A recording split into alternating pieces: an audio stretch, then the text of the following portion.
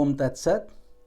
My humble prostrations to the all-pervading Brahman, to my worshipful Guru, Swami Jyotirmananji Maharaj, to all the sages and saints of this world, and to you divine souls watching this satsang. Today we will be studying Sutra number 5 of the Samadhipad in Raja Yoga Sutras of Patanjali.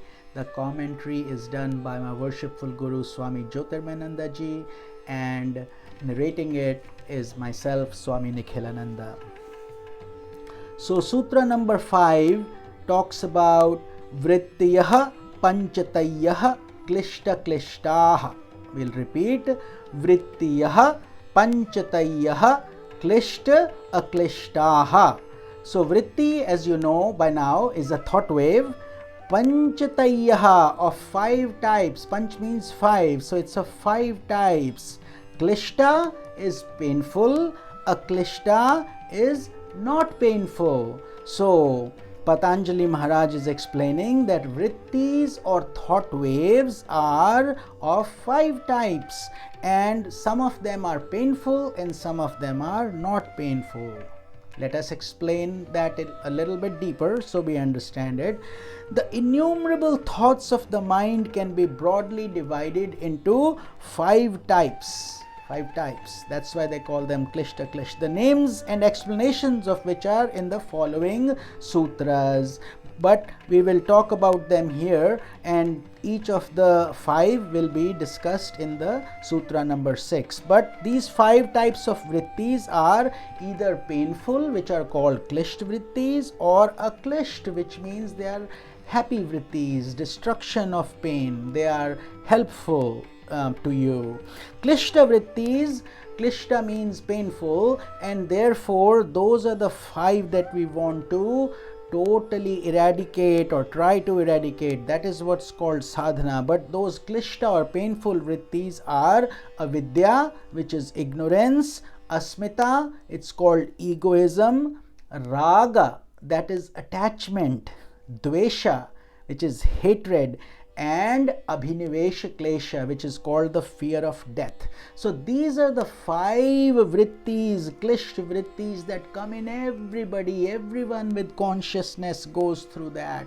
But in the human species, it is much more exaggerated, which is avidya, ignorance; egoism, ahankara; asmita, attachment. We are so attached to things, our kids, our family, possessions. All these things in the worldly sphere create attachment. And then once the converse is also true, then we start there's a lot of hatred in the world. We don't like somebody. If we were married for a long time and then we got divorced, now the same person that you loved so much, you don't want to see them again. So all that stuff does go on through these vrittis, and they're painful. So therefore avidya, asmita, raga, dvesha of hatred, and abhinivesha klesha. The 5th one is fear of death. Nobody wants to die. We all come here thinking it's a permanent process, but that is not so.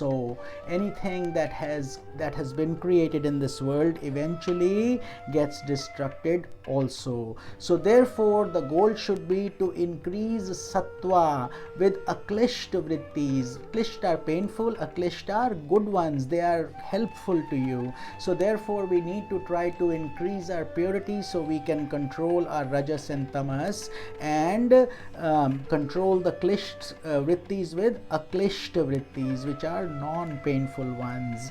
And another thing is there, that the more we attract similar things, the more of that comes out of our consciousness also. So therefore if we are negative, we will attract negative energy and negative thoughts and vrittis within us. Therefore the power of positive thinking is so important. Even from this perspective, you do attract positive vrittis and positive thoughts when you are in that mode of trying to increase your sattva or purity. So vrittis create similar samskaras. Therefore we say that's why we are trying to do so much purification, so much behavioral changes, waking up early, trying to get rid of our anger, greed, moha, delusion, attachment, all these things that are binding us.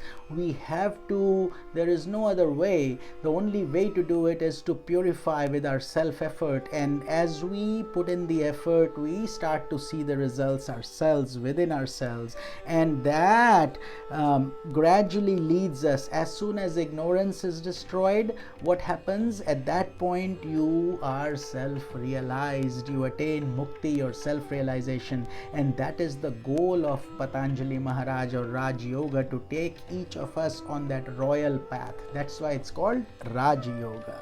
So this was sutra number 5, and we will be studying sutra number 6 tomorrow, about all the different types of waves and thoughts.